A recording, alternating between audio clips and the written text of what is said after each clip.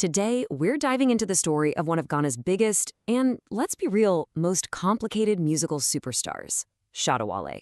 It's an incredible story of huge hits, global fame, and a constant, very deliberate dance with controversy. And that right there is the puzzle at the heart of his career. I mean, how does this even happen?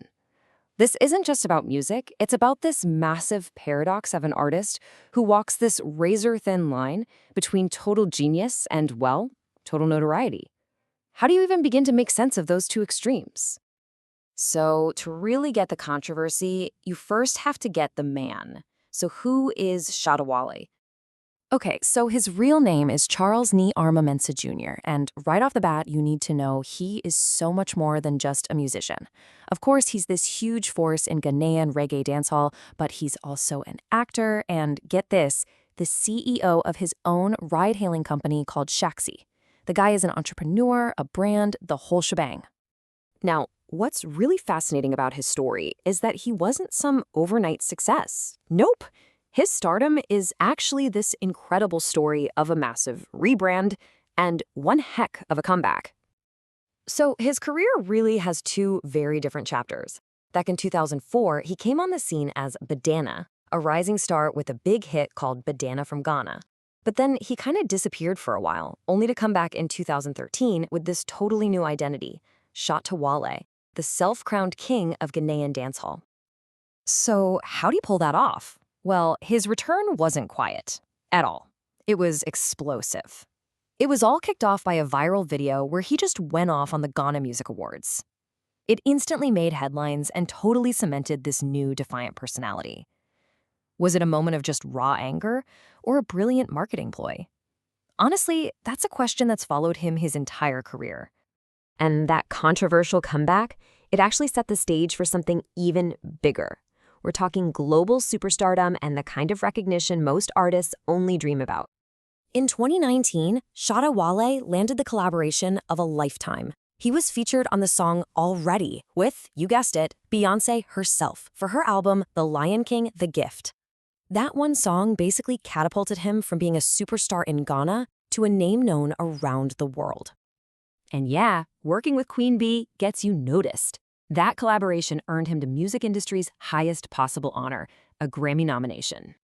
But believe me, that was just the beginning. Over at the International Reggae and World Music Awards, he's basically a legend, holding the record with 6 awards in total, which is the most for any African artist. He even made history in March 2025 by winning 3 of them in a single night. I mean, the awards and the accolades, they are absolutely undeniable. And yet, that's only one side of the story. For every award, for every global collaboration, there's a headline of a very, very different kind. So let's look at the other side of the coin, right? To really truly understand Shatta Wale, you have to look at the controversies that have shaped his image just as much as his hit songs have. His run-ins with the law have been serious and all over the news. In 2021, he was arrested for faking a shooting incident. He claimed it was some kind of protest against false prophecies, but yeah, it landed him in hot water.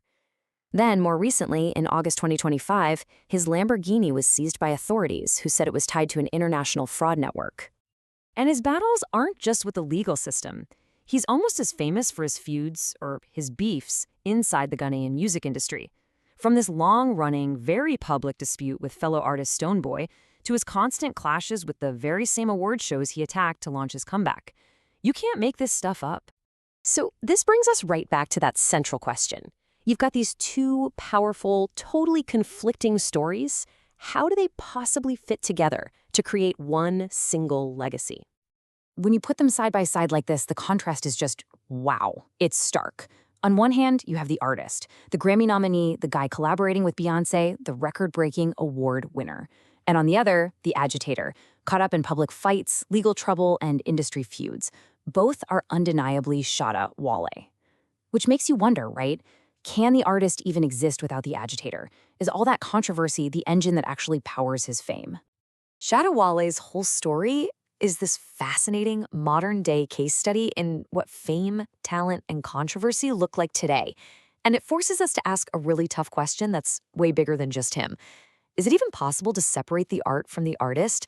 And in a world where controversy can be its own kind of currency, where do we, as fans and as an audience, draw the line?